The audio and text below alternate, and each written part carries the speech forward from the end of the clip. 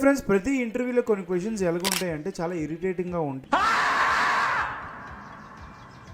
అంటే ఎందుకు ఇలా అడుగుతారంటే మనకి పేషెన్స్గా, అంటే ఆఫీస్లో ఎవరైనా మనకి ఏమైనా కిరిక్ చేస్తే మనం తట్టుకోగలమా లేదా అని.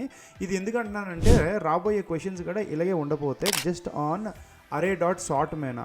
ఈ క్వశ్చన్ ఏంటంటే, సపోజ్ నా దగ్గర అరే ఆఫ్ ఎలిమెంట్స్ ఉన్నాయి కదా, దీంట్లో ఉన్న elements based on the string లెంత్ని అరేంజ్ చేయాలి. అంటే ఫ్రమ్ స్మాల్ టు బిగ్ అనమాట.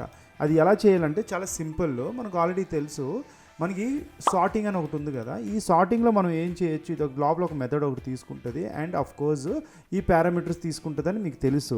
అండ్ ఇక్కడ నేను ఏదో ప్రోగ్రామ్ చేయట్లేదు, ఇలాంటిది ఒక ప్రోగ్రామ్ ఉంది, పేపర్ తీసి మీరు నేర్చుకోండి అని చెప్పడానికి ఈ ప్రోగ్రామ్స్ నేను చేస్తున్నాను.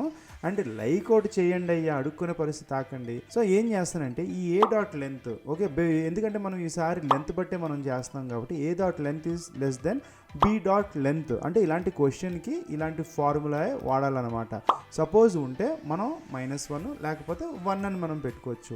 సో దీని నుంచి ఏమవుతుంది, మనం అనుకున్న condition small to big length బట్టి వర్డ్స్ ఇలాగ వస్తాయి.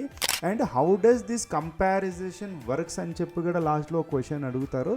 అది ఎలాగో మీరు కనుక్కొని నాకు దీనికి ఆన్సర్ ఇక్కడ పెట్టండి. Thank you so much.